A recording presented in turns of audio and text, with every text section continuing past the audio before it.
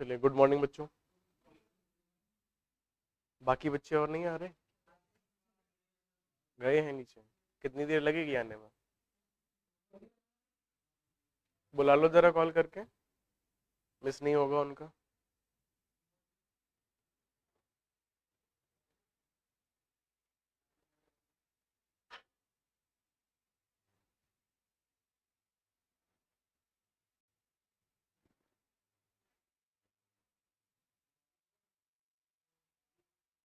अभी नहीं हो रही है, रात भर तो हुआ बारिश। कल शाम से शुरू होगा, रुका ही नहीं भाई, एकदम अजीब से। जोर से बढ़ता ही चला गया, बढ़ता ही चला। 9 बजे बंद हुआ है ना। अभी देखो फिर से रहेगा, आज दिन में भी रहेगा।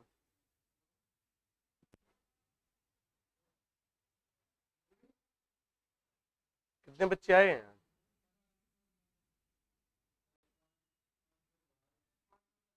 5 लोग बाहर हैं।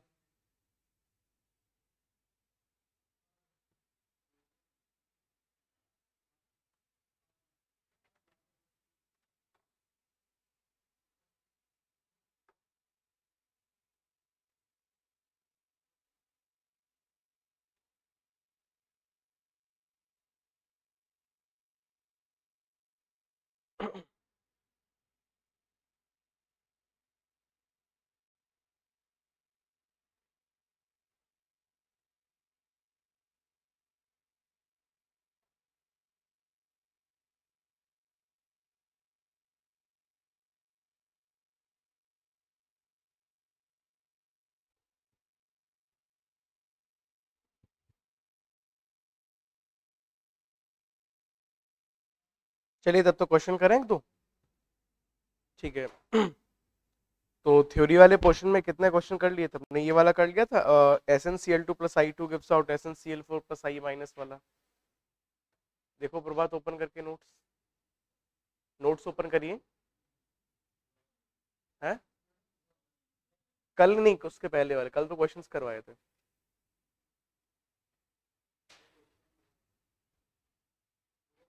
कौन सा करवाया था लास्ट वाला, बताओ परसों। हाँ, वैलेंसी फैक्टर जो वाले जो सवाल करवा रहा था ना, तो उसमें हाफ रिएक्शन के है ना। उसमें कौन कौन से कहाँ तक हो गए थे? KMnO4 वाला क्या? नहीं, उसके बाद भी करवाए होंगे, K2Cr27, N2H4 वाला, और HNO3। इसके बाद हुआ SnCl2 वाला, हुआ है क्या? नहीं। चलिए तो एक क्वेश्चन लिखिए जरा। हम्म। बस इसके बाद ही इसका, ठीक है, फिर तो कल तो क्वेश्चंस करवाए थे ना। चलिए नेक्स्ट क्वेश्चन लिखिए जरा।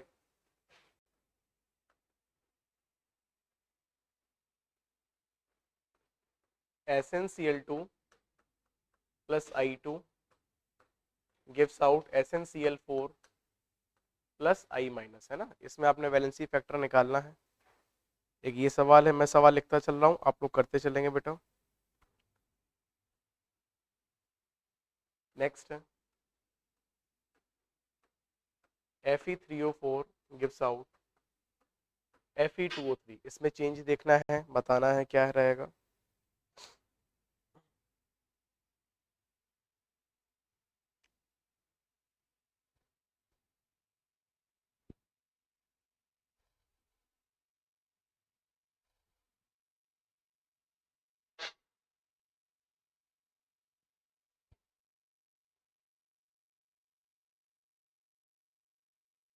बताइए जरा।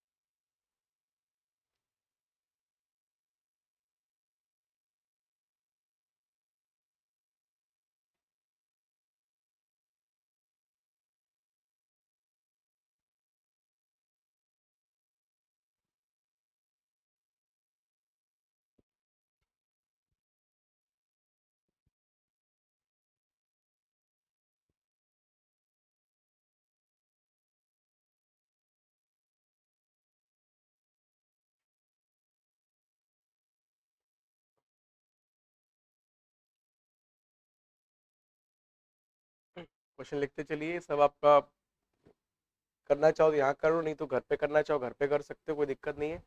सब पुराने वाले जैसे मैं करवाए थे वैसे ही ये सारे है ना। वही है, जैसे इसमें कितना है, +2 का चार्ज है। किसमें यहाँ पे देखो +4 के ऑक्सीडेशन स्टेट में जा रहा है, जीरो से देखो -1 में जा रहा है, निकाल सकते हैं difference, not a big deal है ना। चलिए, तो जो इंपॉर्टेंट क्वेश्चन है मैं वो क्वेश्चन लिखवा देता हूँ, या आप लोग घर से करके आएंगे। अगर डाउट आता है तो पूछ लीजिएगा मेरे से। FeC2O4, FeC2O4 gives out Fe3 plus plus CO2।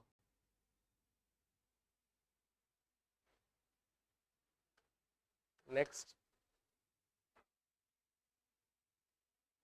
AS2S3 gives out H2AsO4 minus plus, आ जाइए आ जाइए आ जाइए, SO4 2 minus.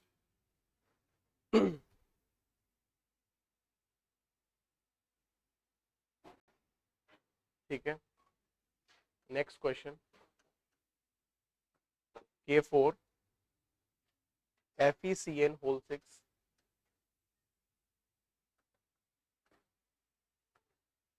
gives out Fe3 plus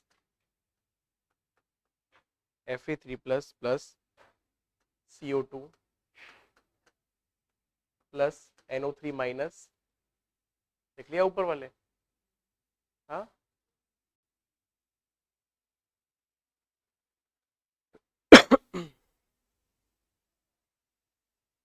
next, BaSCN whole twice thiocyanide gives out Ba2 plus SO4 2 minus. ये सब oxidising agent अगर डाल देंगे तब की बात है, ये ना, को रिएक्शन करवा दिया जाए तब है ये। ठीक है, SO4 2 minus plus HCN। Valency factor find out करना है आपको।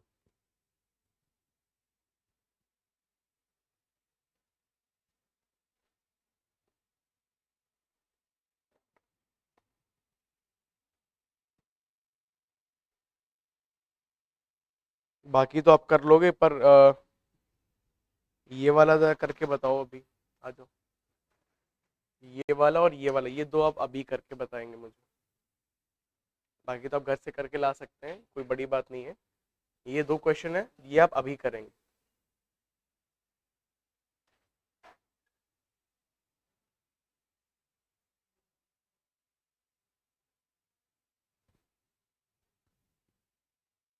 नोट हो गया ऊपर वाले क्वेश्चंस? चलिए, अब ये दो क्वेश्चन आपको अभी करने हैं बेटा। ठीक है, स्टार्ट डूइंग, और बताएंगे वैलेंसी फैक्टर कितना है।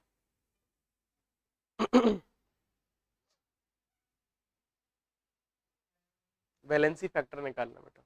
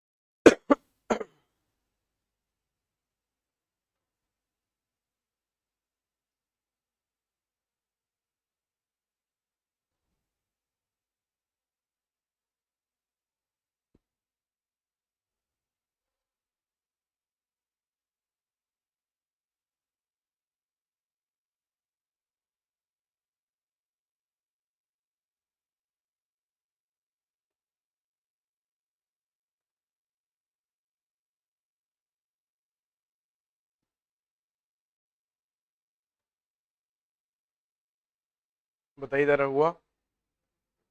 हाँ, ये करके बताऊं। देखो जरा, पोटेशियम तो हमेशा +1 में ही रहेगा, वो उसमें कुछ चेंज आएगा नहीं। एफ यहाँ पे किस फॉर्म में दिख रहा है आपको? 2+ में। इधर देखो +3 में। कितने का चेंज आया? 1 का चेंज आया। कितने एफ ई है? 1 है। तो टोटल चेंज एफ ई से कितना आएगा? 1 प्लस। कार्बन बताओ किस फॉर्म में है? +2 में है। ठीक है, कैसे +2 में है? तो सी एन पे चार्ज -1 का है, नाइट्रोजन पे चार्ज, ऑक्सीडेशन स्टेट नाइट्रोजन का -3। ये बेसिकली कितना शो करना चाहिए ताकि चार्ज -1 आए? +2 ही तो करेगा। तो कार्बन यहाँ पे है +2 के फॉर्म में, इधर कार्बन +4 के फॉर्म में। कितने का चेंज है? 2 का चेंज है। और कितने कार्बन दिख रहे हैं आपको? 6। तो 6 2 जा 12। तो टोटल चेंज कितना कार्बन से आया? 12 का। प्लस नाइट्रोजन किस फॉर्म में है? -3। यहाँ नाइट्रोजन किस फॉर्म में है? +5। कितने का चेंज आया बेटा? 8 का। -3 से +5 तक 8 का चेंज आया। और 6 है तो क्या करेंगे? 8 6 जा 48। जोड़ के बताओ जरा कितना आएगा? 61। ठीक है, तो इसका जो वैलेंसी फैक्टर हो गया वो कितना हो गया? 61 हो गया। तो आपसे पूछा जाएगा इसका इक्विवेलेंट वेट क्या होगा, तो आप क्या बोलेंगे? जो भी मॉलिक्यूलर वेट है हमारा वो डिवाइड कर दें कितने से? 61 से। ठीक है, सभी क्लियर है ये चीज? इसी तरीके से ये वाला भी करिए जल्दी से।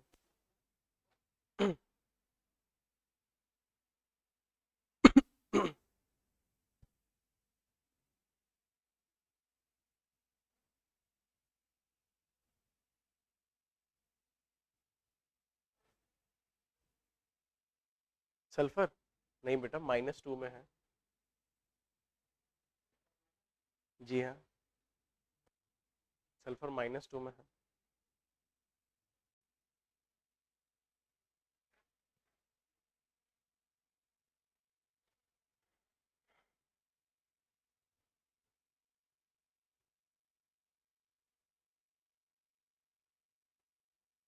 ये दो थोड़े डिफरेंट क्वेश्चन हैं, इसलिए मैंने आपको ये करवा रहा हूँ ताकि आपको पता चले कि ऐसे भी क्वेश्चन करे जा सकते हैं। ठीक है,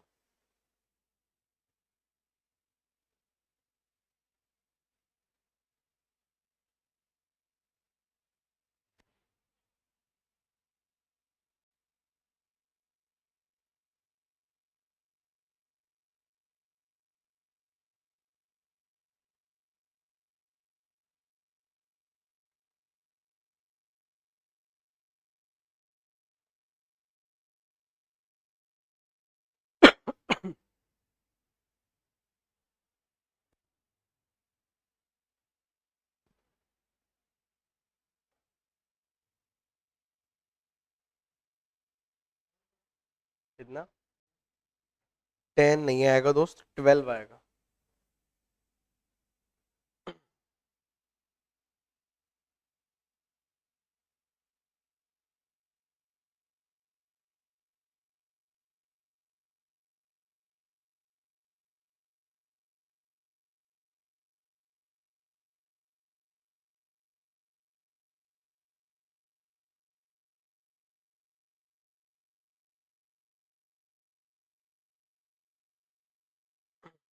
बताऊं, आया किसी का आंसर?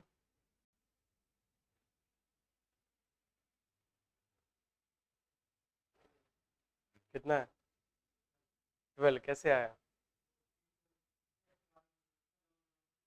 ठीक है, +2 में है। जोड़ के बताओ जरा कितना चार्ज हुआ? नहीं नहीं, जैसे आप बता रहे हैं ना, कार्बन यहाँ पे +2 आप बता रहे हो। 0 है यहाँ पे, है ना? 0 कैसे हो जाएगा भाई? तो नाइट्रोजन का कितना है? -3। तो -3 -2 जोड़ो कितना बनेगा? -5 नहीं बनेगा जाके क्या? -5 चार्ज होता है क्या इसमें? नहीं। बेरियम देखो, बेरियम पे चार्ज कितना है? 2+ का होता है। तो 2+ को बैलेंस करने के लिए देखो दो लगे हैं, ये लोग दो लगे हैं, इसका मतलब SCN पे मिला के चार्ज होगा, -1 का चार्ज आएगा। ये समझ आती है सेंस? तो ये -2, नाइट्रोजन -3, तो कार्बन को कितना शो करना पड़ेगा? इसको शो करना पड़ेगा +4। तो देखो 3 और 2 5, -5 और +4 कितना बने, -1 बनेगा जाके, तो ये CN4 -1 का आएगा। ठीक है, अब इधर देखो सल्फर यहाँ पे है +6 में, इधर कार्बन किस फॉर्म में, यहाँ पे देखो आपका +2 में, क्योंकि नाइट्रोजन -3, हाइड्रोजन +1, +2 बराबर हो जाए 0, और 0 ही चार्ज है इसके ऊपर। ठीक है, जरा चेंज देखो, सल्फर -2 से गया है +6 में, कितने का चेंज आया है, 8 का। हाँ, एक मिनट, कार्बन +4 से कहाँ गया है, +2, कितने का चेंज आया, 2 का। पर ध्यान दो जरा, इसका तो हो रहा है देखो ऑक्सीडेशन, इसका हो रहा है रिडक्शन, तो आप प्लस करवाएंगे या माइनस करेंगे, -2। बत्ती चमकी दिमाग में, नहीं, देखो जरा, इधर +2 से कहाँ जा रहा था, +3, तो बढ़ रहा था, +2 से +4 जा रहा था तो बढ़ रहा था, -3 से +5 जा रहा था तो बढ़ रहा था, इसलिए हमने सबको ऐड कर दिया। यहाँ पे देखो एक चीज बढ़ रही है, एक चीज कम हो रही है, आपसे पूछेगा what is the total change, एक चीज बढ़ रही है, एक कम हो रही है, तो जाहिर सी सब्ट्रैक्ट ही तो करोगे उसमें से। तो ये सल्फर -2 से +6 गया ही नहीं, ये तो बढ़ा है 8 से, और कार्बन जो है वो +4 से +2 गया है, यानी ये कम हुआ है, कितने से, 2 से। और ऐसे कितने लोग हैं, 2 लोग हैं ना, तो मैं क्या करूँ आगे, 2 से मल्टीप्लाई कर दूं। अब बताओ कितना बचा, 6 × 2 बराबर 12, है ना। अब आपको ऐसे नहीं समझ आता तो वैसे समझ लो कि सल्फर है -2 से गया है +6, यानी कितने चेंज है, 8 का, 2 सल्फर है तो कितना चेंज आ गया, 16 का, माइनस +4 से कहाँ गए हम, +2, यानी 2 का कम हुआ है, बट है कितने लोग, 2 लोग हैं, तो कितना कर देंगे 4, कितना आ जाएगा आपका 12। आपकी मर्जी है, जैसे मर्जी है वैसे कर सकते हैं। क्या बोल दोस्त, नाइट्रोजन देखो जरा, नाइट्रोजन यहाँ भी -3 है, यहाँ भी -3 है, जब तक कोई चेंज नहीं आता तब तक तो हम काउंट करते नहीं है।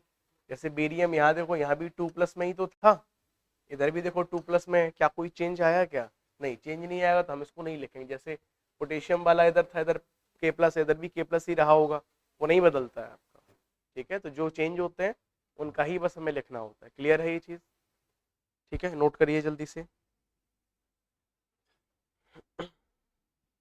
चलिए, तो हाफ रिएक्शन के लिए हमने पढ़ लिया है, और अब हम पढ़ने जा रहे हैं और फुल रिएक्शन। ठीक है, तो पूरे रिएक्शन के लिए कैसे लिखा जाता है, तो नेक्स्ट हेड डालिए, बी पार्ट, लिख लिया था वो, बी पार्ट लिखेंगे फॉर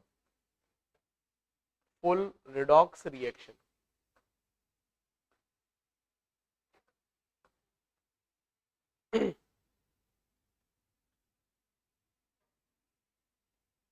लिखेंगे जरा, फॉर फुल रिडॉक्स रिएक्शन, या फॉर कंप्लीट, फुल की जगह कंप्लीट भी कर सकते, फॉर कंप्लीट रिडॉक्स रिएक्शन। ठीक है, चलिए लिखिए जरा, हेडिंग है बेटा, ये सेकंड पार्ट है ना बेटा, for for complete redox reaction. अभी तो हम ए पार्ट किस, कौन सा पढ़ा था हमने, हाफ रिएक्शन के लिए, तो बी अब कौन सा पढ़ेंगे, कंप्लीट पढ़ेंगे ना। लिखिए जरा, valency factor of a compound, valency factor of a compound involved in a involved in a redox reaction, involved in a redox reaction is defined as the valency factor of a compound involved in a redox reaction is defined as the total number of electrons, is defined as the total number of electrons involved in, total number of electrons involved in, defined as the total number of electrons, as the total number of electrons involved in oxidation half, or involved in oxidation half or reduction half, or reduction half, divided by its coefficient, divided by its coefficient in balanced chemical equation, in balanced chemical equation, coefficient in balanced chemical equation, है ना। चलिए देखिए एक question दे रहा हूं, KMnO4 plus H2C2O4 plus H2SO4 gives out gives out MnSO4 plus CO2, balance करो जरा इसको, plus CO2 plus H2, balance करिए इसको जल्दी से।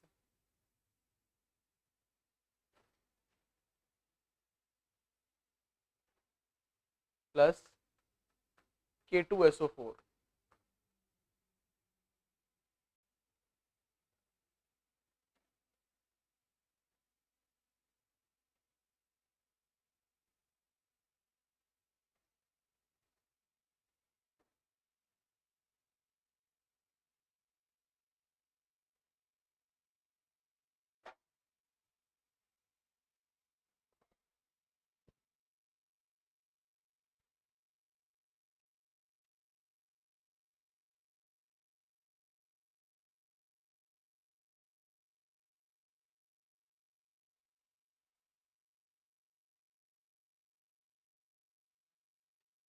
क्या, हाँ एम सल्फेट है ना, तो Mn+2 में होगा।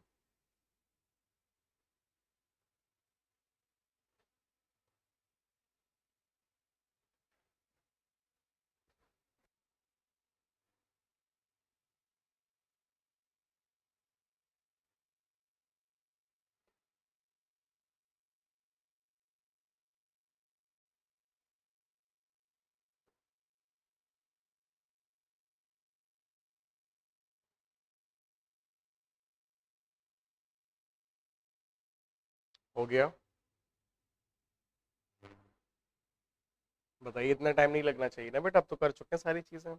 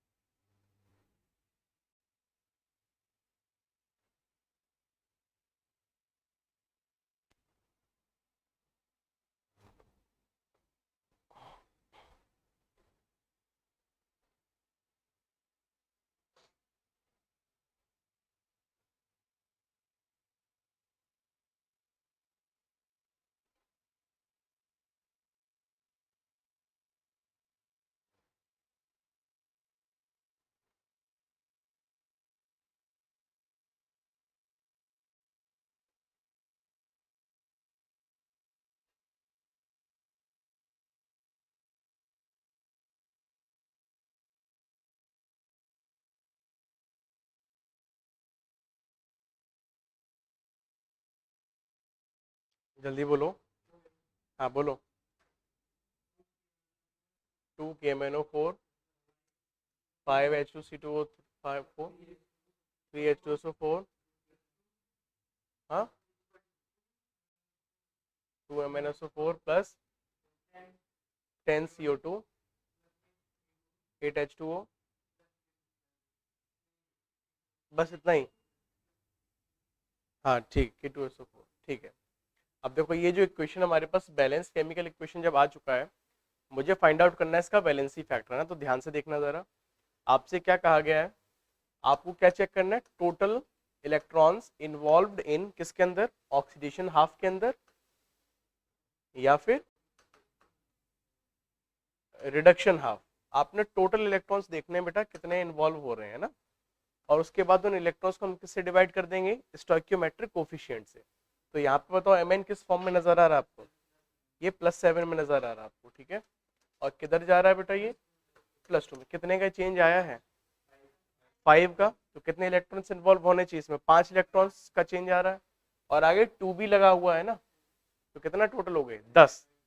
तो 10 इलेक्ट्रॉन्स इन्वॉल्व है, divided by its stoichiometric coefficient कितना आ गया, 2। तो यहाँ से देखो यहाँ तक जाते जाते ये इसको जाने में कितने इलेक्ट्रॉन्स इन्वॉल्व हो रहे हैं, 10 इलेक्ट्रॉन्स इन्वॉल्व हो रहे हैं, तो देखिए वैलेंसी फैक्टर कितना आ जाएगा 10/2। 10/2 का मतलब 5। देखो याद करो कि MnO4 के बारे में मैंने आपको पढ़ाया था, एसिडिक मीडियम में इसका वैलेंसी फैक्टर कितना आता है 5 आता है, न्यूट्रल न्यूट्रल में या फिर स्लाइटली बेसिक में 3 आता है, और स्ट्रांगली बेसिक में 1 आता है। देखो वही आया कि नहीं आया, ठीक है। इधर बताओ कार्बन का कितना दिख रहा है +3 है,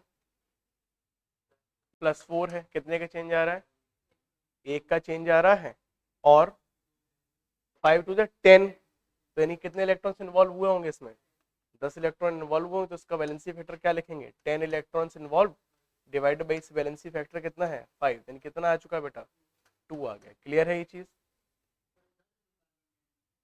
हाँ तो क्या हो गया,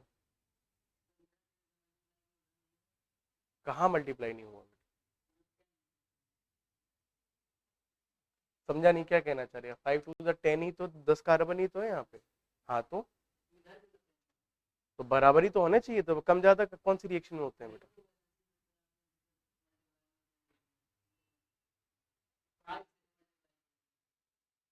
कोई ये वाला, हाँ हाँ मल्टीप्लाई इसलिए क्या है क्योंकि 10 कार्बन है ना दोस्त। हाँ तो वो तो लिखा ही जाएगा ना, जितने कार्बन इधर उतने कार्बन उधर, लेकिन ऐसा थोड़ी ना हो गया 10 कार्बन लिख दो और मैं 2 कार्बन लिखूं, तो बैलेंस कैसे हुआ इक्वेशन में। बैलेंस का मतलब ही होता है जितने एटम्स हमारे रिएक्टेंट में उतना ही हमारे प्रोडक्ट्स में। अभी हम इतने क्लासेस से यही काम तो कर रहे हैं, बैलेंसिंग ही तो सीख रहे हैं इतने टाइम से। आप देखो ना इसमें आप डाउट आपका कहाँ पे आ रहा है, आपका डाउट यहाँ नहीं कहीं दूसरी जगह पे डाउट है। हम्म हम्म अच्छा ये 10 के ये टोटल इलेक्ट्रॉन्स देख रहे हैं दोस्त, कितने इलेक्ट्रॉन्स इन्वॉल्व हैं, एटम नहीं देख रहे हैं हम, ये देख रहे हैं टोटल इलेक्ट्रॉन्स कितने इन्वॉल्व हुए। तो देखो +3 से +4 अपन गए, कितने का डिफरेंस आया 1 का डिफरेंस आया, और कितने कार्बन है यहाँ पे 10 कार्बन है, तो सबका जोड़ लो, एक एक एक एक करके जोड़ो, या 10 बार जोड़ो कितना आ जाएगा 10 ही तो आएगा। इधर देखो +7 से हम +2 तक गए, कितने का डिफरेंस आया 5 का डिफरेंस आया, तो एक Mn 5 का डिफरेंस लेके आता है कितने हमारे पास 2 Mn है, तो बताइए कितना डिफरेंस आएगा टोटल 10 का ही तो आएगा, वही तो लिखा। ठीक है, इधर बताइए, अब तो देखो आसान हो गया, तो देखो टोटल इलेक्ट्रॉन जितने इन्वॉल्व है, कितने रिएक्शन में इन्वॉल्व है, चाहे ऑक्सीडेशन आप चाहे रिडक्शन आप, कितने रिएक्शन इन्वॉल्व है इलेक्ट्रॉन्स 10 ही तो इन्वॉल्व है, डिवाइड बाई स्टोइकियोमेट्रिक कोएफिशिएंट कितना है इसका 3, ये लो भाई साहब। ठीक है, तो ऐसे आप फुल रिएक्शन के लिए निकाल सकते हैं, मतलब आपको बस इतना देखना है टोटल इलेक्ट्रॉन्स इन्वॉल्व कहाँ पे, ऑक्सीडेशन हाफ में इन्वॉल्व है या रिडक्शन हाफ में इन्वॉल्व है, इलेक्ट्रॉन्स निकाल लीजिए और स्टोइकियोमेट्रिक कोएफिशिएंट से डिवाइड कर दीजिए, आपको पता चल जाएगा उनका वैलेंसी फैक्टर। ठीक है, ये फुल रिएक्शंस के लिए। ठीक है, बट बाकी तो आप आपको चीजें मैं सिखा ही चुका हूँ, वहां से आपका सारा काम हो जाएगा। ठीक है, नोटेड डाउन फास्ट। क्या 10/3 बेटा हमने अभी पढ़ा है ना, total electrons involve in oxidation half या reduction half divided by the stoichiometric coefficient, तो इलेक्ट्रॉन्स टोटल रिडक्शन हाफ में 10 इन्वॉल्व हो रहे हैं, ये वाला 10, ये तो हमने क्या पढ़ा है टोटल इलेक्ट्रॉन्स हमें किस में चेक करने हैं, या तो ऑक्सीडेशन हाफ में चेक करो या रिडक्शन हाफ में चेक, ऐसा थोड़ी ना हम इसके लिए देखेंगे। तो आपसे कहा ही यही गया है कि ऑक्सीडेशन हाफ में चेक करिए या फिर रिडक्शन हाफ में चेक कर लीजिए, जितने इलेक्ट्रॉन टोटल इन्वॉल्व होंगे वो हर एक पर्टिकुलर रिएक्टेंट से उसके कोफिशिएंट से आप डिवाइड करवा दीजिए, वो उसका वैलेंसी फैक्टर आ जाएगा। तो देखो इसमें कितने इलेक्ट्रॉन्स इन्वॉल्व, ये रिडक्शन हाफ का था, ये ऑक्सीडेशन हाफ का था, यहाँ पे थोड़ी ना कुछ हो रहा है, क्योंकि यहाँ भी देखो +6 है और यहाँ भी +6 है, तो थोड़ी ना इसका वैलेंसी फैक्टर करते घूमेंगे कि नहीं सर इलेक्ट्रॉन कितने इन्वॉल्व हो रहे हैं। ठीक है, हमें तो ऑक्सीडेशन हाफ और रिडक्शन हाफ में ही तो देखना है, यहाँ पे ना ऑक्सीडेशन हो रहा है सल्फर का, ना रिडक्शन हो रहा है, हमें चेक कहाँ करना है ऑक्सीडेशन हाफ में या फिर आप रिडक्शन हाफ में। तो ये दो रेफरेंस थे इसलिए मैंने आपको दोनों को दिखा दिया, बाकी वैलेंसी फैक्टर कैसे निकाला जाएगा किसका, ये तो बैलेंसिंग साथ में आ गया है ना। ठीक है, तो ये चीज क्या है बेसिकली, हमें टोटल इलेक्ट्रॉन्स एक रिएक्शन में ही तो देखना है, कोई भी रिडॉक्स रिएक्शन जब होता है तो एक चीज इलेक्ट्रॉन्स देती है, दूसरी चीज इलेक्ट्रॉन्स को एक्सेप्ट करती है, इलेक्ट्रॉन दी एक इलेक्ट्रॉन एक्सेप्ट की, एक का ऑक्सीडेशन हुआ एक का रिडक्शन हुआ, राइट, डिवाइडेड बाई साथ में चीजें तो उसको बैलेंस करने में लगी पड़ी हैं, हमने क्या किया कोफिशिएंट से डिवाइड कर दिया, उसका बैलेंसी फैक्टर आ गया। वही तो मैं बता रहा था अभी दोस्त, वही तो बताया मैंने, टोटल इलेक्ट्रॉन्स मुझे लेने हैं ऑक्सीडेशन हाफ या रिडक्शन हाफ के, और ऑक्सीडेशन हाफ कौन सा है, ये वाला ही तो ऑक्सीडेशन हाफ है।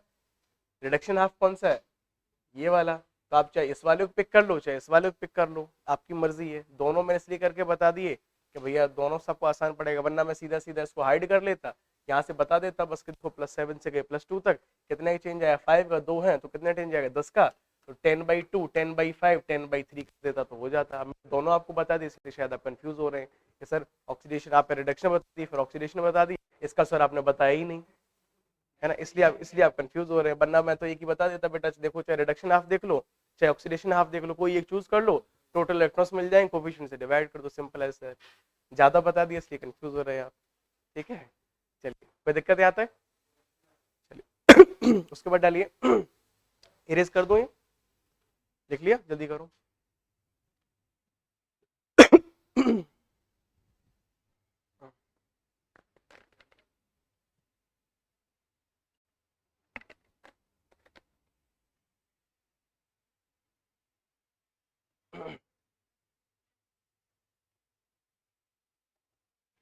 चले आगे, नेक्स्ट डालिए, determination of valency factor.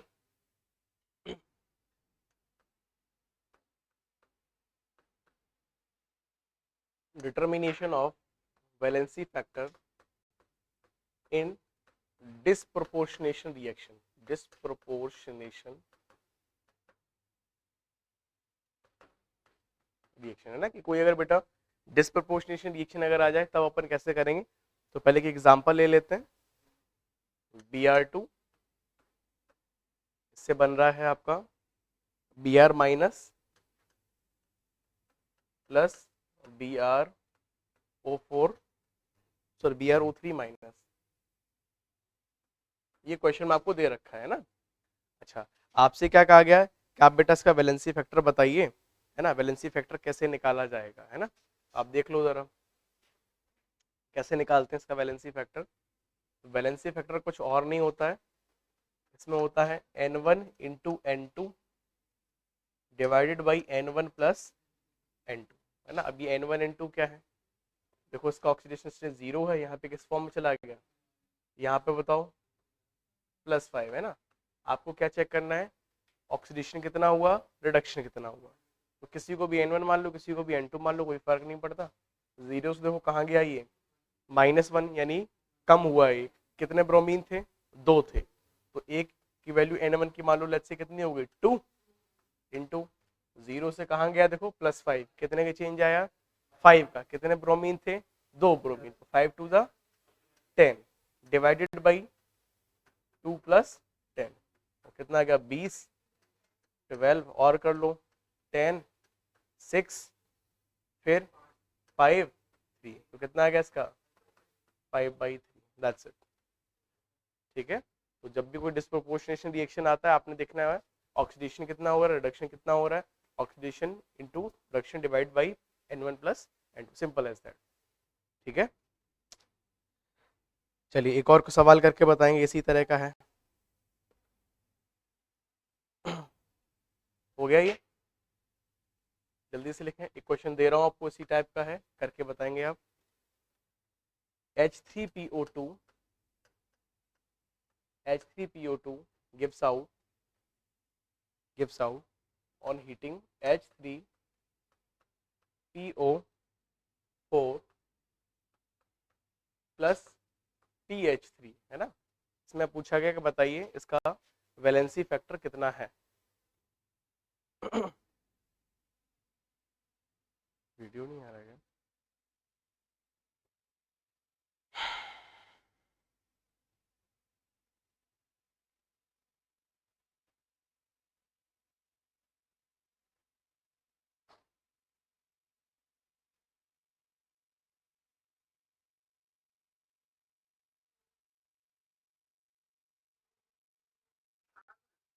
Video record नहीं हो रहा है इसका, जरा देख लेंगे एक बार।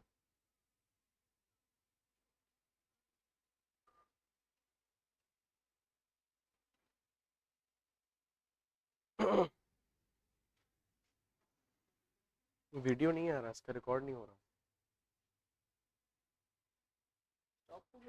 पता नहीं, ये तो अलग लिखा हुआ है ना, उस पर अलग लिखा हुआ है। 2 आएगा क्या? यस करेक्ट, 2 आएगा।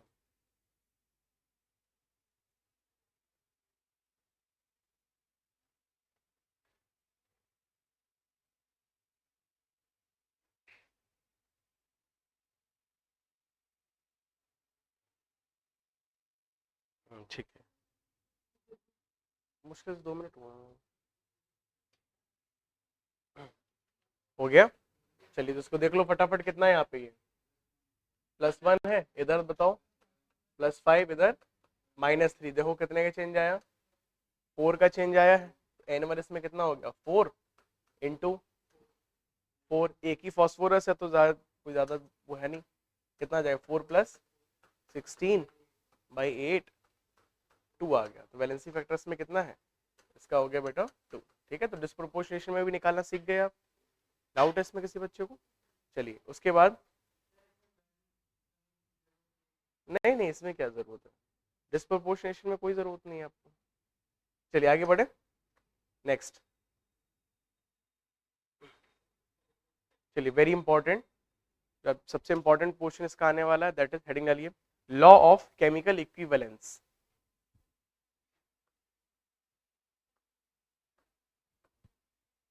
लॉ ऑफ केमिकल इक्विवेलेंस, ठीक है ना, one of the most important चीज है।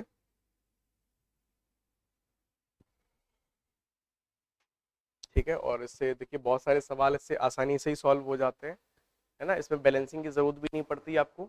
तो चलिए एक छोटा सा एग्जांपल ले लेते हैं। सपोज दैट मेरे पास A + B gives out C + D, और आपसे कह दिया है कि ये जो इक्वेशन है ये अनबैलेंस्ड है। अनबैलेंस्ड का मतलब, अगर बैलेंस है तो ठीक है, नहीं है तो आपको लोड नहीं लेना कि मुझे इसको बैलेंस करना ही करना है ना।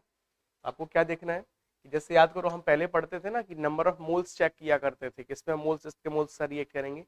यहाँ पे भी कुछ ऐसा ही है, बट थोड़ा सा चीजें अलग हैं। याद करिए जरा, जब हम ये इक्विवेलेंट कॉन्सेप्ट पढ़ते हैं तो मोल के बराबर कौन सी चीज पढ़ी जाती है? ग्राम इक्विवेलेंट पढ़ते हैं अपन, है ना। तो यहाँ पे हम बिना बैलेंसिंग के ही बोल सकते हैं क्या कि सर जितना ए रिएक्ट किया होगा इसके इक्विवेलेंट के साथ, उतना ही बी ने रिएक्ट किया होगा, उतना ही कौन बना होगा? सी, उतना ही कौन बना होगा? डी। तो सिंपली हम लिख सकते हैं number of gram equivalents of A reacted बराबर किसके आने चाहिए? Number of gram equivalents of B reacted. This will be equal to what? Number of gram equivalents of C formed, and this will be equal to what? Number of gram equivalents of D formed. ये चीज आप लोग ध्यान रखेंगे, यही है हमारा law of chemical equivalence, है ना। कई लोग ऊपर से निकल गए होगा सर ये कैसे कैसे बराबर बराबर आपने कर दिया। तो याद करिए हमने स्टार्टिंग में चीज पढ़ी थी, MgO वाला केस लिया था हमने, MgCl2 का केस लिया था, और थर्ड पढ़ा था हमने MgH2 वाला। तीनों में ही देखो डिफरेंशिएशन सब में अलग अलग थे, एक में था 8 ग्राम के लिए, एक में था 35.5 ग्राम के लिए, एक में था 1 ग्राम के लिए, और तीनों में ही जो इक्विवेलेंट मास निकल के आया सब में सेम आया था, अलग अलग आया था? सेम ही आया था। तो अल्टीमेटली हमें क्या दिख रहा है? ग्राम इक्विवेलेंट्स जितने एक ही होंगे, चाहे किसी के रिस्पेक्ट में ही क्यों ना हो, वो हमेशा बराबर ही आएंगे, ए बराबर बी, सी और डी के। तो कैसे कैसे रिलेट करेंगे अभी शायद में भी थोड़ा सा इतना आपको डाइजेस्ट ना हो पा रहा हो, क्योंकि पहली बार चीज देख रहे हैं। क्वेश्चन करेंगे तो आपको बहुत अच्छे समझ आएगा, अभी करेंगे, ठीक है। चलिए इसको फटाफट नोट कर लो जल्दी से, फिर आगे बढ़ते हैं। स्टेटमेंट कुछ नहीं,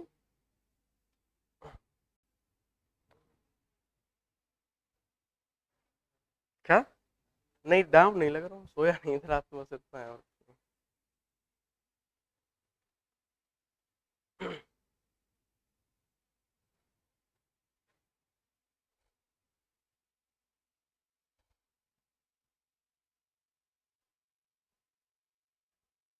अब इस चीज को अपन लिखेंगे कैसे, है ना, ये इंपॉर्टेंट है कि सर ये तो कर लिया ग्राम इक्विवेलेंट्स वाला, और इसको थ्योरी में कैसे हम इसको न्यूमेरिकल में कैसे कन्वर्ट करेंगे, है ना। देखिए जरा, आपने ये तो चीज पढ़ा रखी ना मैंने आपको, N1V1 इक्वल टू N2V2 पढ़ा रखा है ये, N1V1 इक्वल टू N2V2। पता रखा ना ये तो। नॉर्मेलिटी क्या होती है बेटा? Molarity into into N factor, यानी एन फैक्टर को जगह में n1 लिख दूं, कोई दिक्कत तो नहीं ना?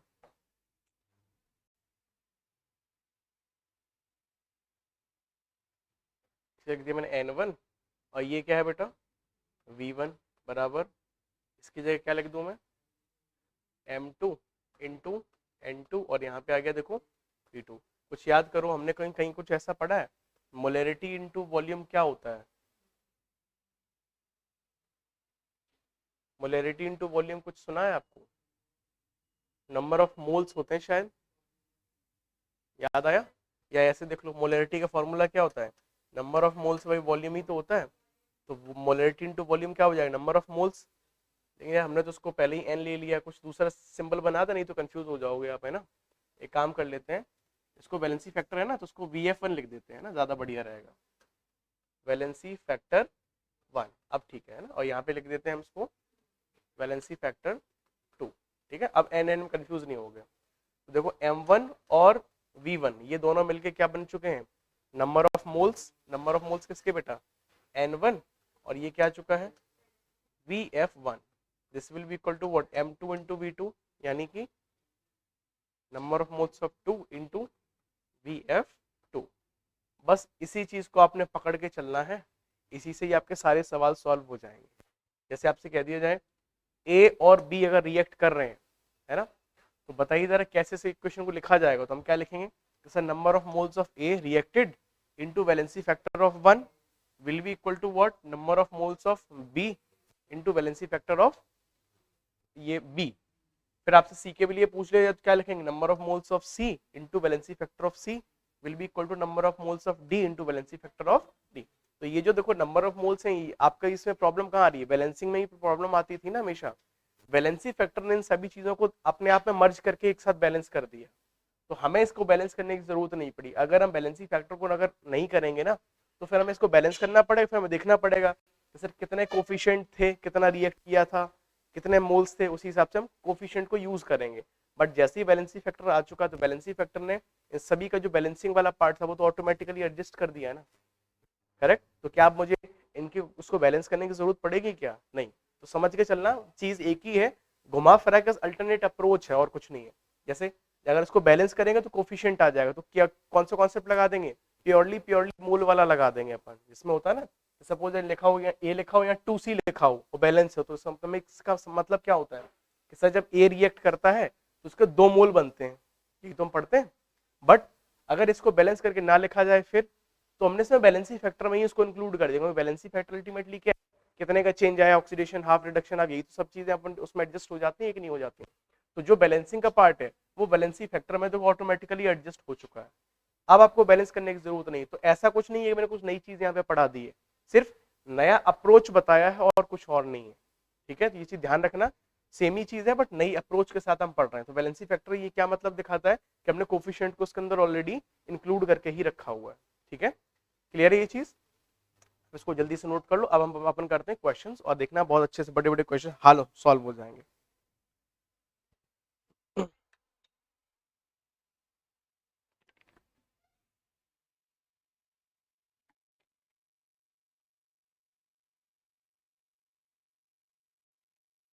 मेरी भर दो यार बहुत, थैंक यू। आधा ठंडा आधा नॉर्मल।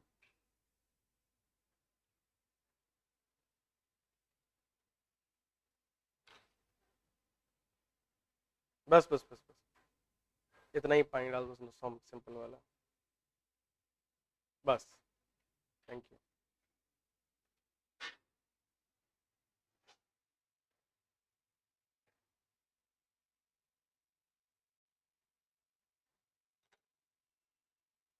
हो गया, चलिए इरेज करूँ अब।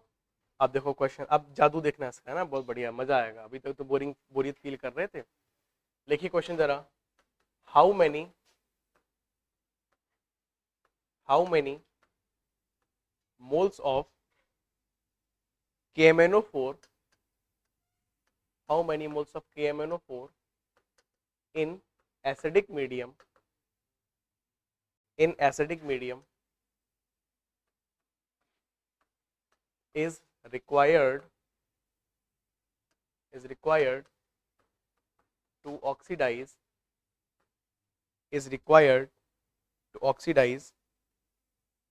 100 ml 0.2 molar KNO2 सॉल्यूशन। हाँ, फुल स्टॉप, इतना ही देखो आपसे कहा गया है। ठीक है, ठीक है। How many moles of KMnO4 in acidic medium is required or needed to oxidize 100 ml 0.2 molar वाले KNO2 के सॉल्यूशन को, है ना। आप देखो आपसे क्या कहा गया, बहुत आसान सी चीज है। अगर आप वैसे करने जाओगे तो आपकी हालत खराब हो जाएगी, है ना, और इक्विवेलेंट से करेंगे, देखना एक लाइन में सवाल सॉल्व हो जाएगा। ठीक है, आपसे कब क्या पूछा गया, मोल्स पूछे गए किसके, KMnO4 के, कौन से मीडियम के अंदर, एसिडिक मीडियम। जरा याद करो, एसिडिक मीडियम में मैंने वैलेंसी फैक्टर कितना होता है, 5, तो आपको पता है ये चीज। इज रिक्वायर्ड टू ऑक्सीडाइज, किसको ऑक्सीडाइज किया है, इस वाली चीज के सॉल्यूशन को ऑक्सीडाइज किया। और इसका देखिए वॉल्यूम क्या दे रखा है, 100 ml, मोलैरिटी दे रखी है। बताओ मैं क्या करूं, यानी ये चीज के साथ ही रिएक्ट करेगी, तो मैं क्या लिखूंगा, number of gram equivalents of what, KMnO4 will be equal to what, number of gram equivalents of KNO2। ठीक है, आपको रिएक्शन लिखने की भी जरूरत नहीं पड़ी। बताइए कितना आना चाहिए, याद करो, हमने अभी थोड़ी देर पहले पढ़ा था, N1 into VF1 equal to N2 into VF2। N1 मतलब number of moles of KN, यही तो मैं निकालना है। N1 इंटू वैलेंसी फैक्टर, देखो एसिडिक मीडियम में कितना होना चाहिए, 5 है, याद करो, मैंने बताया था काम आएगी ये चीज बहुत आगे। N2, नंबर ऑफ N2 देखो कैसे निकालेंगे, number of moles, molarity into volume. But ये वॉल्यूम तो मिलीलीटर में है ना, मुझे तो लीटर में चाहिए होता है।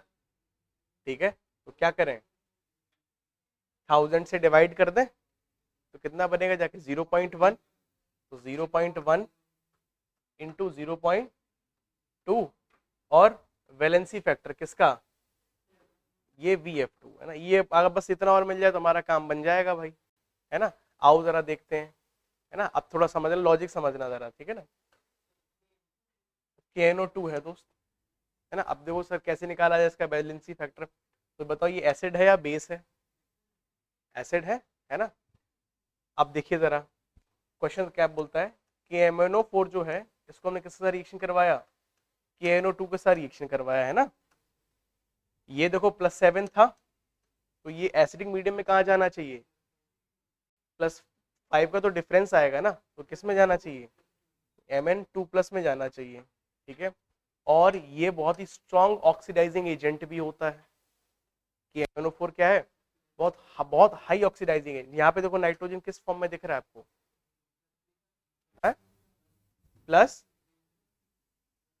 +3। तो जब ये नाइट्रोजन को +3 से अगर ऑक्सीडाइज करेगा तो कहाँ लेके जाएगा, +3 से तो ज्यादा ही जाना चाहिए। और नाइट्रोजन की मैक्सिमम स्टेट क्या होती है, ग्रुप 15 से बिलोंग करता है, और ग्रुप 15 में मैक्सिमम कहाँ तक जा सकता है, +5 तक ही तो जा सकता है। तो बताइए नेक्स्ट क्या बनना चाहिए, NO3-, देखो जरा कितना आ गया यहाँ पे, +5, यस और नो। अब देख लो चेंज कितने का है, धड़ाधड़ पुट कर दो और सॉल्व कर दो, हो गया सॉल्व। डन है, करिए जल्दी से।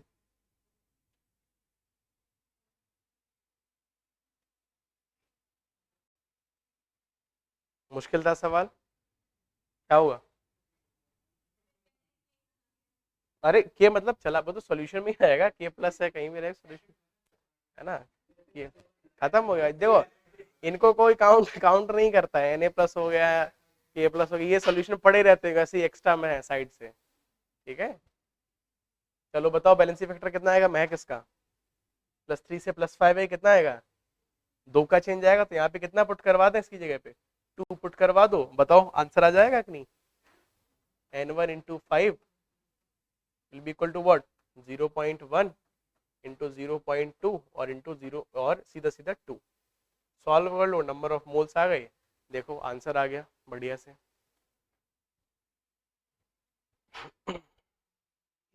इजी है, वैसे करने बैठते तो हालत खराब हो जाती है आपकी।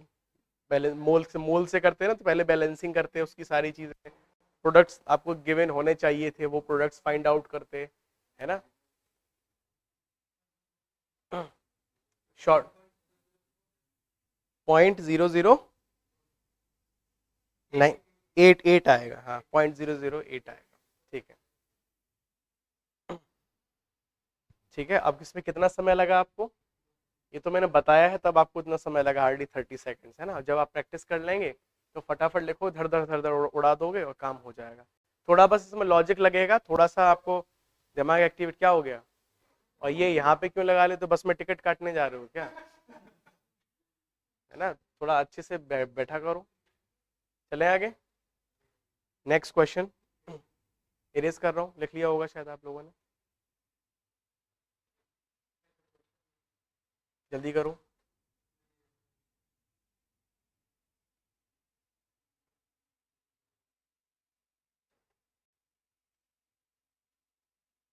आज खत्म करना है बेटा, है ना। थोड़े रिडॉक्स खत्म करना है, 2-3 सवाल और रह गए बस। बस बस, 1-2-3 सवाल और रह गए, बाकी फिर हमारा खत्म हो गया।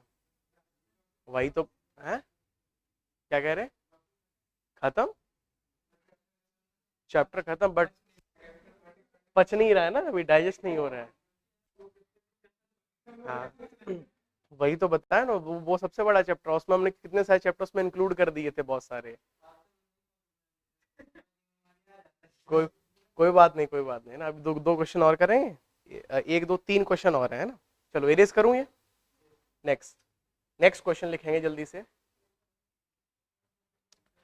40 ml, नेक्स्ट क्वेश्चन है बेटा, 40 ml of 1 molar ceric ion Ce4+, इसको सेरिक आयन बोलते हैं, ceric ion is required to oxidize, is required to oxidize 20 ml 20 ml of 1 molar SnCl2, 1 molar SnCl2, find final oxidation number, find final oxidation number of Ce।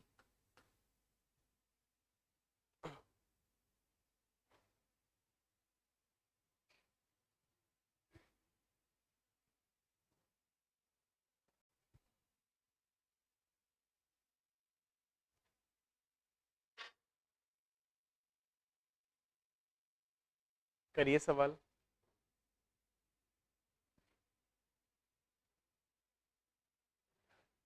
थोड़ा सा दिमाग लगाए, बहुत आसान सवाल है, एक लाइन में ही हो जाएगा बेटा, बहुत इजी है, बट जो स्टेप मैंने अभी सिखाया ना आपको, N1 × VF1 = N2 × VF2, उसी पे ही स्टिक रहना है और उसी सवाल करेंगे सॉल्व।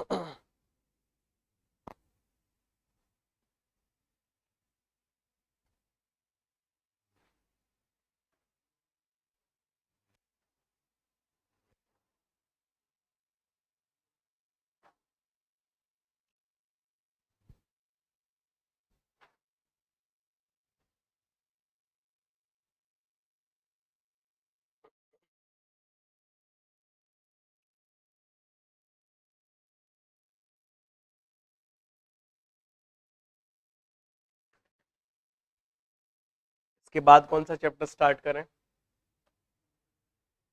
केमिकल काइनेटिक्स है। ये आज खत्म हो जाएगा। उसके बाद कौन सा स्टार्ट करें?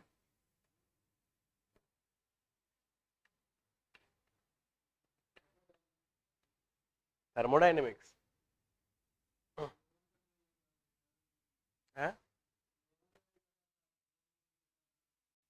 ठीक है, पढ़ेंगे, बिल्कुल पढ़ेंगे थर्मोडायनेमिक्स। और बच्चे, और कोई सजेशन?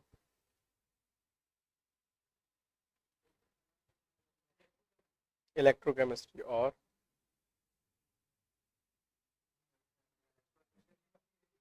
सॉल्यूशन और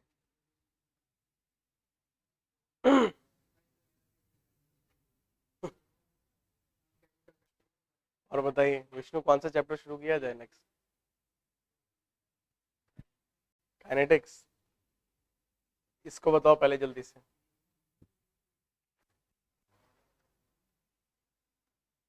बताइए जरा जल्दी से। काइनेटिक्स, काइनेटिक्स के बोर्ड ज्यादा आ रहे हैं ना, चलो देख लेंगे। एनीवे मुद्दे पाओ जल्दी, बताइए जरा क्या होना चाहिए इसमें। नहीं समझ आ रहा कैसे किया जाए ना, अब देखना सवाल, पहले क्वेश्चन समझो, क्वेश्चन क्या कह रहा है। 40 ml 1 मोलर वाला Ce4+ मैंने लिया, इज रिक्वायर्ड टू ऑक्सीडाइज। इससे हम किसको ऑक्सीडाइज कर रहे हैं? 20 ml 1 मोलर के SnCl2 को हम ऑक्सीडाइज करवा रहे हैं, तो जाहिर सी बात इसका क्या हो रहा होगा? रिडक्शन हो रहा होगा। तो आपसे पूछा गया find final oxidation state of C, की 4+ से लेकर किस वाले में गया, ये आपसे पूछा गया है ना। तो आपको सॉल्यूशन अगर नहीं पता है तो देखो यहाँ बस आयनिक फॉर्म में ही लिख लो। सी क्या है? Ce4+ के फॉर्म में है। यहाँ पे Sn किस फॉर्म में है?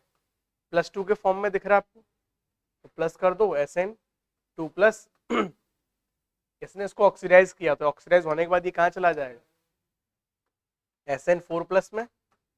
अरे कार्बन वाली फैमिली से बिलोंग करता है ना, तो किस में जाएगा? +4 में ही तो जाएगा इसको ना, एक बढ़ा के कर दोगे आगे। प्लस Ce का हमें पता नहीं है, तो क्या हमने मान लिया सर? X मान लिया है ना। चलो देखो इसका कितना वॉल्यूम दे रखा है आपको? 40 ml दे रखा है। मोलैरिटी कितनी दे रखी है? 1 मोलर। वैलेंसी फैक्टर हमें पता नहीं, तो देखो 4 में से x का डिफरेंस कितना है? 4 - x। बोलो सर x - 4 क्यों नहीं किया? तो देखो हम तो ये देख रहे हैं ना कि हमें पता है इसका रिडक्शन ही हो रहा है, हमें तो x की वैल्यू निकालनी है ना। तो ये कितना हो जाएगा? 4 - x क्या होगा इसका वैलेंसी फैक्टर? यस और नो? ये बताओ ये कितना दे रखा है इसका वॉल्यूम? 20 ml 1 मोलर और वैलेंसी फैक्टर 2, तो VF कितना आ गया इसका? 2। अब बताओ क्या तकलीफ है? तकलीफ क्या है? N1 into VF1 equal to N2 into VF2। N1 यही नंबर ऑफ मोल्स, यही क्या पूछा गया आपसे? नंबर ऑफ मोल क्या निकलेंगे? Molarity into volume. मोलैरिटी कितनी है आपकी? 1।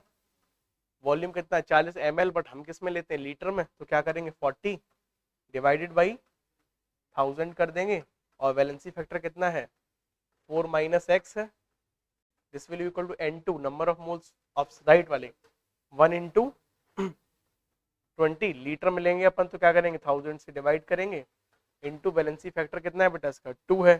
1000 से देखो 1000 खत्म हो गया, 20 से ये 40 दो बार चला गया, बताओ बचा क्या? 2 और 2 है, ये भी चला गया, बताओ बचा क्या? सर इतना बचा है केवल, कितना? कि 4 - x बराबर कितना बचा है? 1 बचा, यही तो है। यस और नो? x उधर लेके आओ, 1 इधर लेके आओ, तो x बराबर कितना आ गया? 3 तो आ गया। यस और नो? तो ये किस फॉर्म में आया हुआ होगा यहाँ पे? ये 3+ के फॉर्म में इस जगह पे प्रेजेंट होगा। निकल आई फाइनल ऑक्सीडेशन स्टेट? बिल्कुल। अरे तो वही तो मैंने बताया, ग्रुप नंबर 4 से बिलोंग, सॉरी कार्बन वाली फैमिली से बिलोंग कर रहा है ना आपका ये। कार्बन वाला देखो, कार्बन, सिलिकॉन, फिर जर्मेनियम, टिन और लेड। तो कार्बन मैक्सिमम कहाँ पे पहुंचता है जाके? +4 में ही तो पहुंचे। यस नाइट्रो, हाँ देखो हमने अच्छा जितने भी ऑक्सीडाइजिंग एजेंट अच्छे लेते हैं वहीं तक लिख के जाते हैं, है ना।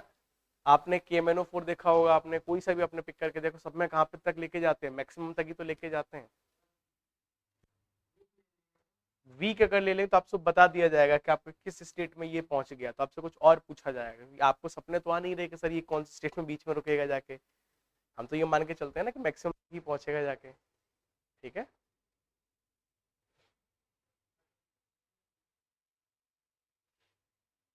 जैसे नाइट्रोजन है +3 है, +3 से बढ़ा के लेके कहाँ तक लेके जाओगे आप? नाइट्रोजन +3 है ना, +3 से लेके +4 लेके जा सकते हो, +5 लेके जा सकते हो। आपको ऑक्सीडाइजिंग एजेंट उसमें मिला दिया गया अच्छे से, तो आपको कौन सा वाला डेटा आपको ज्यादा हेल्प करेगा, +4 वाला या +5 वाला? +5 वाला में ज्यादा हेल्प करेगा। आपसे ये तो कहा नहीं गया कि +4 वाला ही करना है, तो आप +5 वाला लेके धड़ाधड़ काम कर दो सीधा सीधा। ठीक है।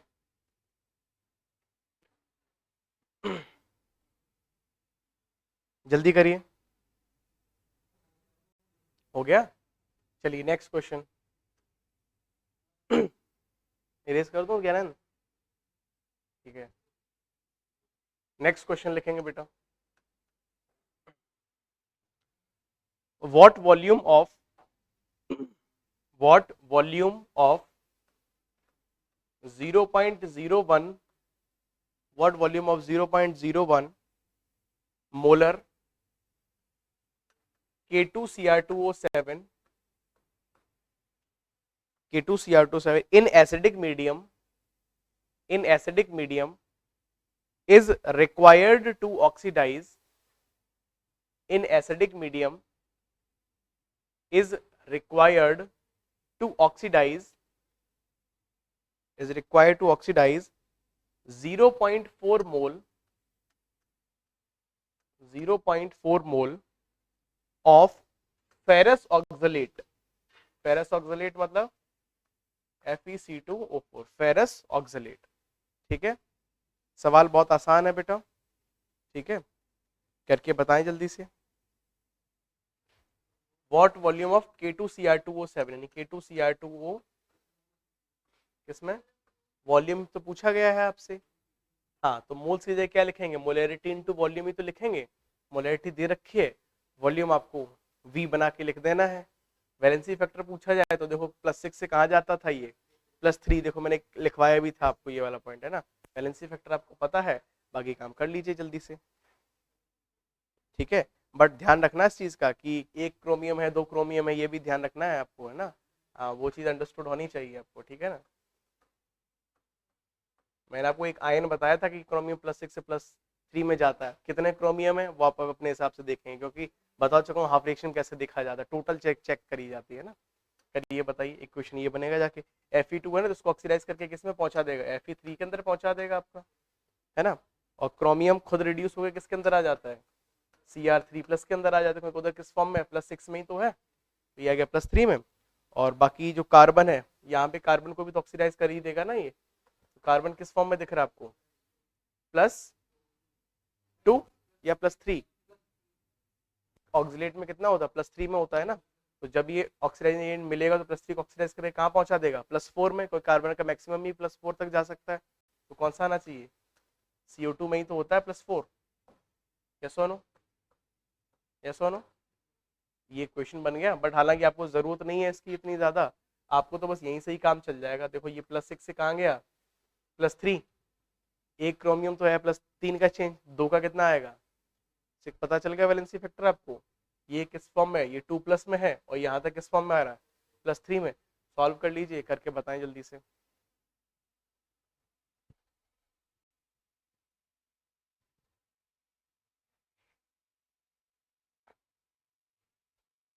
याद करो, इसका भी तो बताया था ना, +3 से कहाँ जाएगा ये? +4। तो आपको टोटल ऑक्सीडेशन हाफ और टोटल रिडक्शन दोनों चीजें चेक करनी है। इसका बताया था कैसे निकालते हैं, सिर्फ एक का नहीं दोनों का देखा जाता है। याद आया? करिए जल्दी से।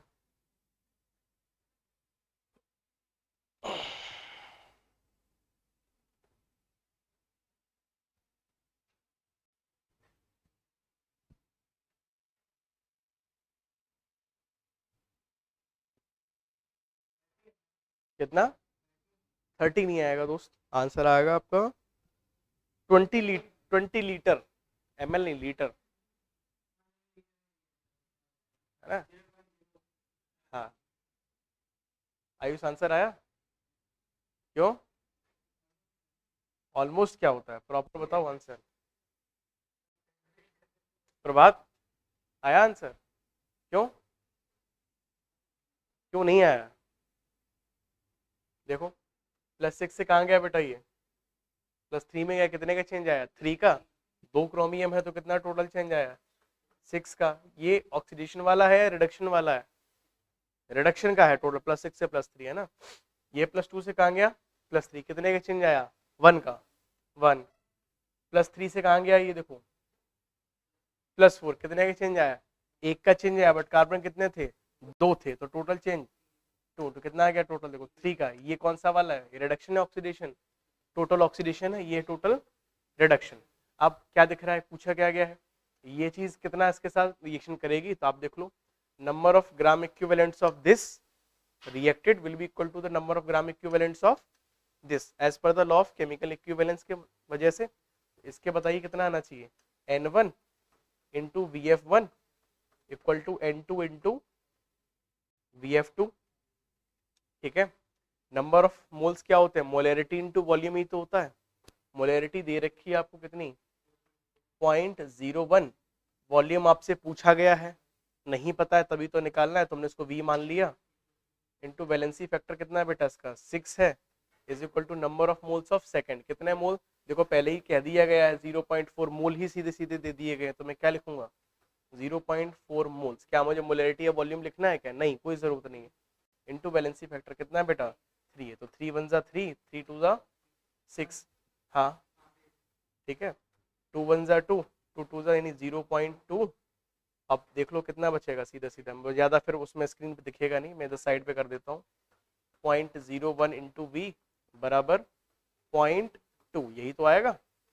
अब ये पॉइंट हटाना है तो देखो इधर आ जाएगा, एक और पॉइंट हटाना है तो सीधा सीधा हो जाएगा, या आसान भाषा में ये मैथ वाले बच्चे तो फट से कर लेंगे है ना, बायो बायो वाले बच्चों के लिए पॉइंट सर आगे पीछे बड़ी तकलीफ आती है, ठीक है। तो आप एक काम करो, इसमें भी कितने से 100 से मल्टीप्लाई कर लो, 2 पॉइंट हटाने हैं, इधर 100 से मल्टीप्लाई कर लो, इधर भी 100 से बराबर से मल्टीप्लाई किया था आयुष तो ना, अपनी मर्जी से पॉइंट हटाने की 10 और 100 कर दो, 100 से मल्टीप्लाई करो क्या बन जाएगा, पॉइंट हट के बन जाएगा v, और ये देखो एक 0 से ये पॉइंट खत्म, एक 0 से और कितना आएगा 20, और वॉल्यूम देखो किस में लिया हम, लीटर में ही तो लेते हैं, तो ये कितना आ गया 20 लीटर्स है, क्या कह रहे हो गया क्वेश्चन सॉल्व, मुश्किल थे क्या सवाल, सवाल काफी टफ टफ से होते हैं लेकिन इससे बहुत आसान हो जाते हैं, है ना। चलिए करिए जल्दी से नोट, एंड लास्ट क्वेश्चन इसके बाद जो आएगा इस चैप्टर का, लिखिए जल्दी से।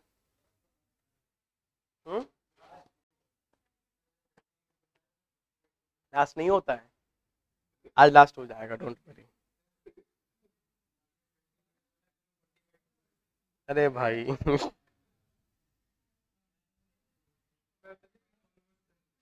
चलिए आगे चले, हो गया। नेक्स्ट क्वेश्चन लिखेंगे बेटा, लिखिए लास्ट क्वेश्चन इस चैप्टर का, what mass of hydrazine, what mass of hydrazine, hydrazine का फॉर्मूला किसी को पता है, केमिकल बॉन्डिंग में पढ़ा चुका हूं मैं, NH2 NH2 याद आया, जिसको हम N2H4 भी लिख सकते हैं, है ना। What mass of hydrazine will get oxidized by, will get oxidized by, will get oxidized by 100 ml 100 ml 0.2 molar iodine, will get oxidized by 100 ml 0.2 molar iodine, full stop, या क्वेश्चन मार्क लगा लो, बस इतना ही question है। बस आपसे hydrogen का मास पूछा गया है, रिएक्शन करवाया गया है, इस वाली चीज से पूछा है कितना मास बेटा ऑक्सीडाइज हो जाएगा, है ना, करके बताएं जल्दी से। हाइड्रोजन का फॉर्मूला N2H4, आयोडीन मिलाया है I2, देखो ये कहीं पड़ा पड़ा सा रिएक्शन नहीं लग रहा है क्या, कुछ पड़ा पड़ा लग रहा है, ये बनता है N2 और प्लस ये बनाता है HI, ठीक है, ये इक्वेशन है, और इसके थ्रू अब आप देख लीजिए क्या करना है, नाइट्रोजन किस फॉर्म में है, कहाँ से कहाँ तक ऑक्सीडाइज हो चुका है, आयोडीन किस फॉर्म में था वहां से कहाँ तक गया है, सबका बैलेंसी फैक्टर निकाल लीजिए, नंबर ऑफ मोल्स हैं, अब देखो मास पूछा गया है, तो नंबर ऑफ मोल क्या होता है, mass upon number of mole, mass upon molar mass. तो यहाँ पे लिख दूंगा mass divided by molar mass कर देंगे, है ना। तो मोलर मास तो पता ही है, N2H4 निकाल सकते हैं आप इजिली। ठीक, करिए जल्दी से, लास्ट क्वेश्चन है बेटा।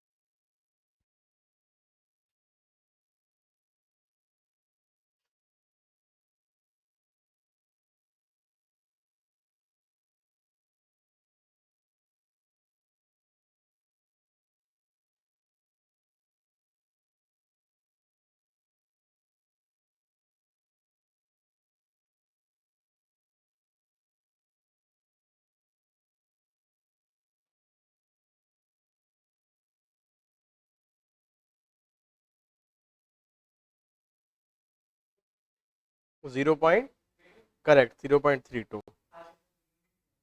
ग्राम मास। अरे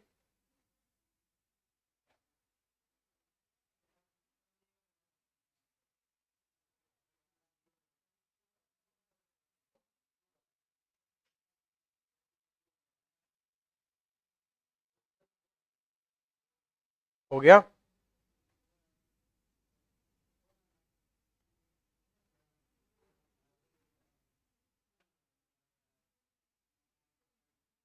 कर लिया बेटा, किसी को डाउट है इसमें तो बताओ, बता देता हूं मैं। आसान सवाल था, है ना, इजी था। इजी इसलिए क्योंकि कर चुके क्वेश्चन, इसलिए इजी लग रहा है। ठीक है, चलो यहाँ पे किस फॉर्म में, ये -2 में है, किस फॉर्म में दिख रहा है, 0। ये 0 में है तो -1। आप देख लो, -2 से देखो गया बेटा 0 पे, 2 का चेंज आया, बट 2 लोग हैं तो कितना आ जाएगा वैलेंसी फैक्टर इसका, 4। 0 से गया है ये -1, यानी कि 1 का चेंज आया है, 2 लोग हैं तो बताइए वैलेंसी फैक्टर कितना आ जाएगा इसका, 2। ऐसे ही क्या सूरज, ठीक है। आप बताओ क्या करेंगे, N1 into VF1 will be equal to N2 into VF2। ठीक है, तो number of moles of first देखो जरा, नहीं पता है ना मुझे, तो क्या लिख लेंगे, mass upon molar mass. Molar mass कितना है नाइट्रोजन का, एक का 14, दो का हो जाएगा 28, और 4 हाइड्रोजन कितना है 32 आ जाएगा, इंटू VF1 कितना दिख रहा है 4। नंबर ऑफ मोल सेकंड के कितने दे रखे हैं पता नहीं सर, तो क्या मोलैरिटी यानी 0.2 इंटू वॉल्यूम कितना 100 ml, लीटर में बनाएंगे तो 1000 से डिवाइड कर देंगे इसको, इंटू कितना इसका वैलेंसी फैक्टर 2 है, 2 0 खत्म, और बाकी का देख लो आप, 2 2 जा 4, 0.1 कितना बचेगा, एक और कर लो डिवाइड 0.01, इधर 32 को मल्टीप्लाई करवा दो तो मास क्या आ जाएगा, मास आ जाएगा 32 इंटू 0.1 डिवाइड बाई 10, तो कितना 3.2 आ जाएगा, 3.2 डिवाइड बाई 10 कितना आ जाएगा 0.32 ग्राम। ठीक है, तो ये वेट आ गया इसका, इतनी हाइड्रोजन ऑक्सीडाइज हो जाएगी किसके थ्रू, 100 ml 0.2 मोलर वाले आयोडीन के सॉल्यूशन से। ठीक है, आगे बात समझ में, किसी बच्चे को डाउट है इसमें तो पूछ लीजिए, क्लियर है। अब सवाल कर पाएंगे अच्छे लेवल के भी क्वेश्चन अगर आ जाए तो। कॉन्सेप्ट याद रखना है, ये वाला ऑक्सीडेशन वाला मेथड याद रखना है, बहुत अच्छा है, क्वेश्चन तुरंत सॉल्व हो जाते हैं इससे, है ना, ज़्यादा समय नहीं लगता है। ठीक है, तो यहाँ पे चैप्टर खत्म हो जाता है रेडॉक्स वाला। नेक्स्ट क्लास में फिर अपन देखेंगे कुछ अच्छा चैप्टर कोई स्टार्ट करेंगे। ठीक है, लेट्स सी दैट। चलिए एक बार जल्दी से रिवाइज कर लें, इस वाले चैप्टर हमने क्या क्या चीज़ें पढ़ ली हैं, है ना, जल्दी से ओपन करिए, ओपन करिए जल्दी से। सबसे पहले हमने पढ़ा था ऑक्सीडेशन नंबर के बारे में, क्या क्या इंपॉर्टेंट चीज़ें थी इसमें। कुछ पर्टिकुलर एलिमेंट्स के फिक्स रहते हैं, बाकी के बदलते रहते हैं, है ना। तो रेंज भी देख लिया था, मैक्सिमम के निकालने के लिए हम करते हैं ग्रुप नंबर -10, मिनिमम निकालने के लिए करते हैं ग्रुप नंबर -18 करते हैं। इसके बाद ओपन करिए जल्दी से। ऑक्सीजन अलग अलग तरीके से बिहेव कर सकती है, नॉर्मल ऑक्साइड में -2, पर ऑक्साइड में -1, सुपर ऑक्साइड में -12, ओजोनाइट्स में -1/3 और +1 +2 में भी जा सकता है, जैसे O2F2 और OF2 के केस में। ठीक है, O2F2 में +1 और OF2 में +2। ठीक है, इसके बाद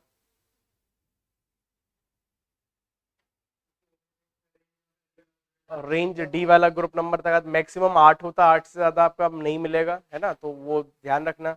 zinc is always in the +2, aluminium is in +3, scandium is always in +3। ठीक है, फर्स्ट ग्रुप के जो एलिमेंट्स हैं इनका हमेशा +1 रहता है, सेकंड वालों का +2 रहता है, ये भी मैं आपको बता दिया था। इसके बाद, है ना, बैलेंसिंग की बात करेगी तो आयन इलेक्ट्रॉन मेथड और oxidation half method. Ion electron में हम ऑक्सीडेशन हाफ, रिडक्शन हाफ अलग अलग लिखते हैं।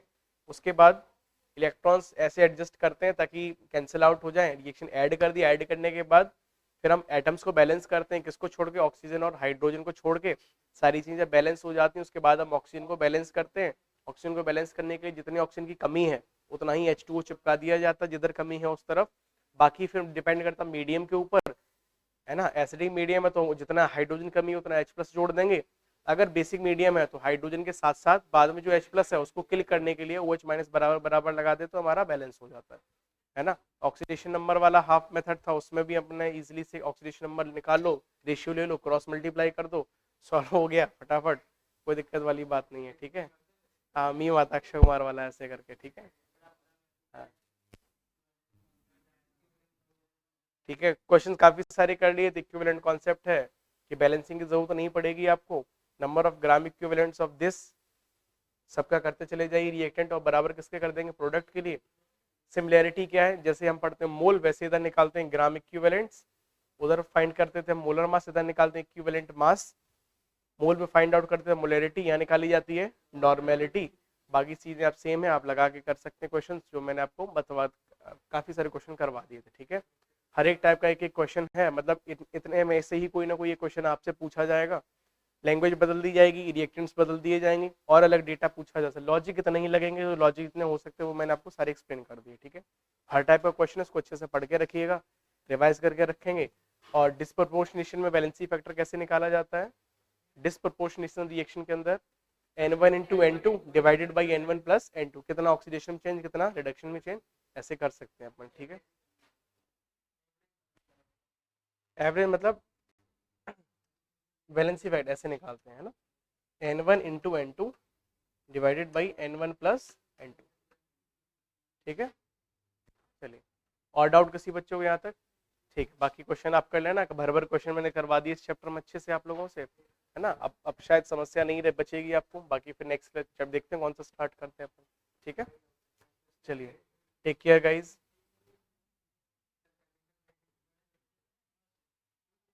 काइनेटिक्स, चलो देखते हैं।